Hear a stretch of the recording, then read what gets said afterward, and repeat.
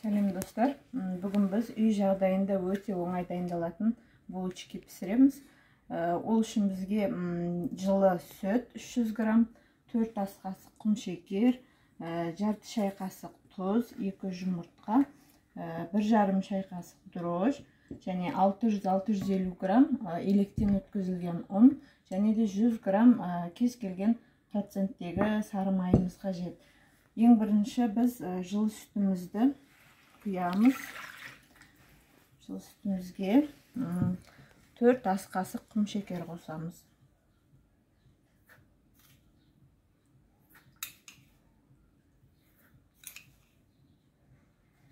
Төрт ас қасық құмшекер. Тұзымды дайындап алдым. Жарты шай қасық тұз. 2 жұмыртқа.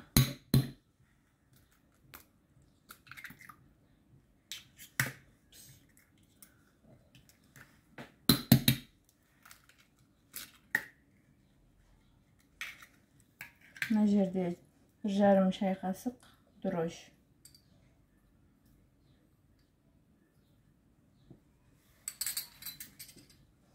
Енді осыны араластырып аламыз, қантымыз ерігенше.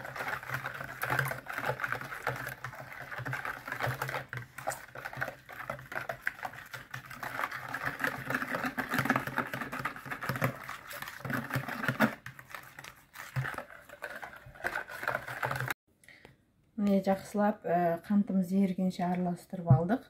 Енді осы сұйықтығымызға мына електен өткізілген ұнды жаймен шетінен салып қамыр илейміз.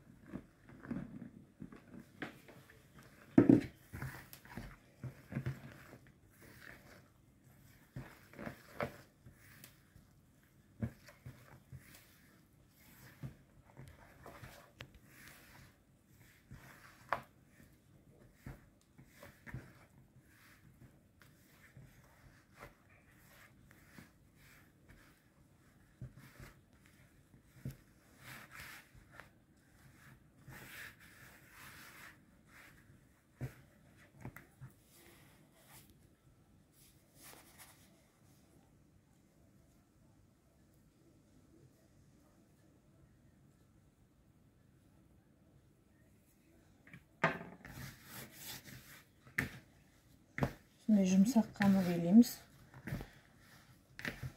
Әбден ең қандырып илеп, ең соңында маргаринімізді қосамыз.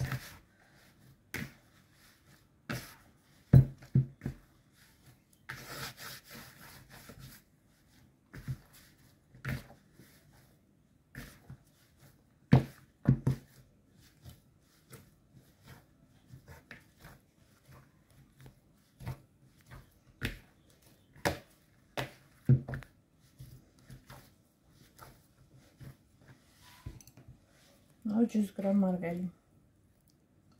Қатты еріген емес, бөлме температурасында болу қажет.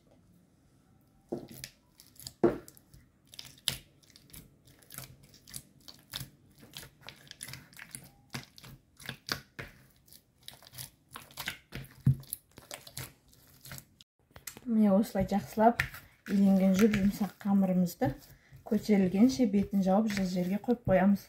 Жарты сағат 20 минутта көтерілу керек. Содан кейін ары қарай формамызды келтіріп, булочкамызды дайындаймыз. Қамырларыңызды осылай бір пакетпен жауып, бетін шүберекпен жауып қойыңыздар. Тезірек көтеріледі. Міне бізде 20 минут тұрған қамырымыз осылай көтерілді. Енді осы қамырды 60 граммнан бірдей қылып бөлеміз. 50-60 грамм.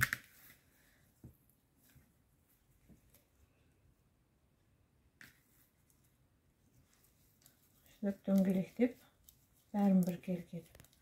Формасы бірдей болу үшін.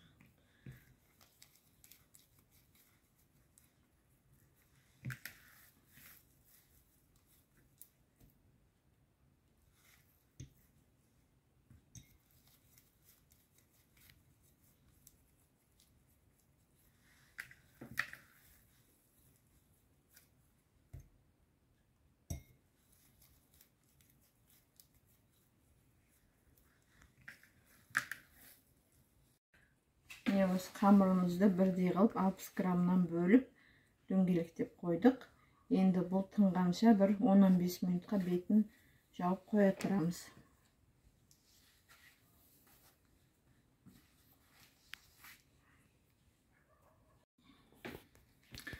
Жаңа қамырларымыз осылай көтерілді.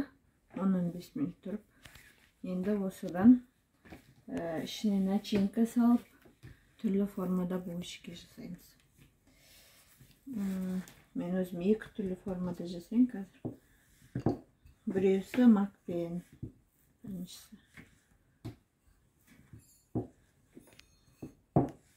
Өз қалауларыңыз бойынша ішіне начинкалар салсаңыз болады. Қамырды осылай жайып аламыз, содан кейін бөлме температурасындағы маргаринмен жағып кішкене.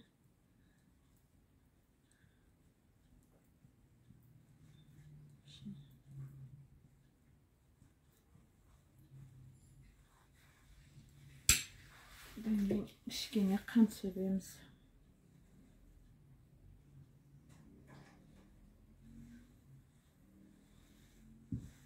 Үстіне мак саламыз. Өз қалауларыңыз бойынша начинкасын көп, аз салсаңыздар болады.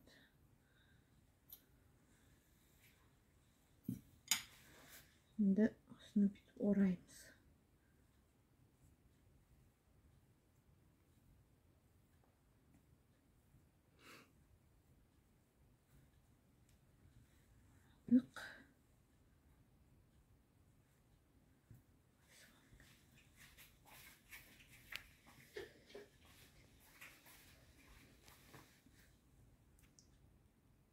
Ortasını bölüyoruz.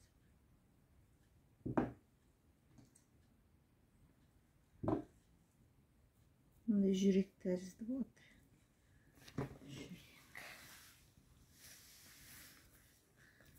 Şimdi kelesini gül сияқты жасаймыз.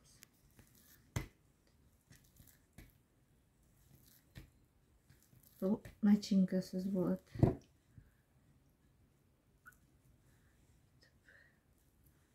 Şunların biriktiriştir. Şunun ortasını birlikte sıçacağız.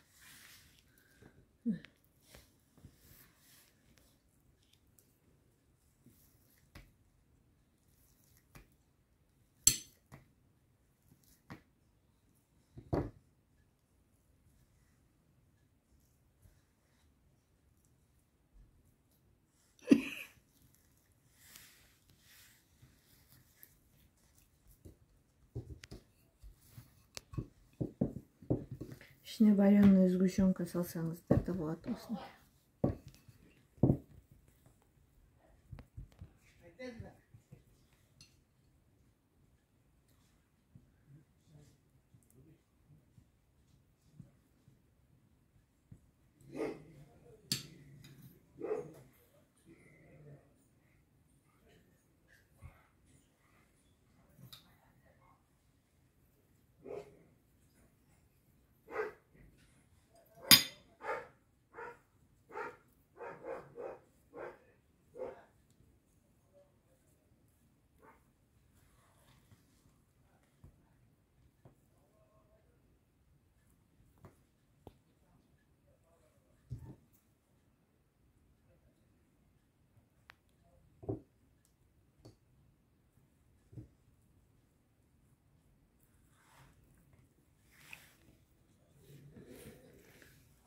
Осылай барлық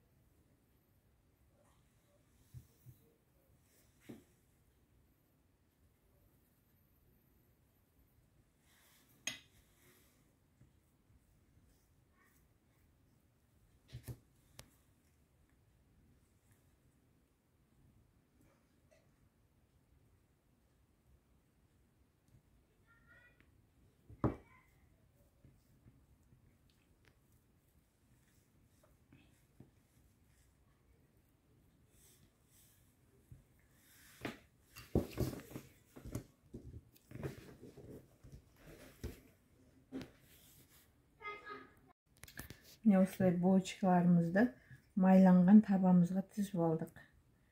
Енді осы булочкаларымыздың бетіне жұмыртқаның сарысын жағып шығамыз. Бәріне біркелкі қылып жұмыртқаның сарысын жағамыз. Сосын қызып тұрған пешімізде 15-20 минутта 180 градуста пісіреді. Бірақ әркімнің пеші әртүрлі болуы мүмкін. Соған қарай қарайсыздар.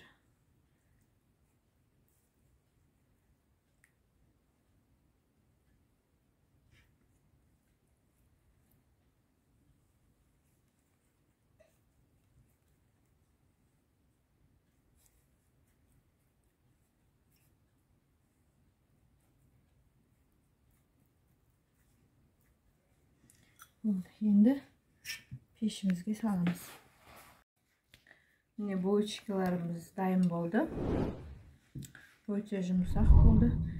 Сіздер де пісіріп көріңіздер. Егер де ұнап жатса каналымызға тіркеліп, комментарий жазып, лайк басып кетіңіздер.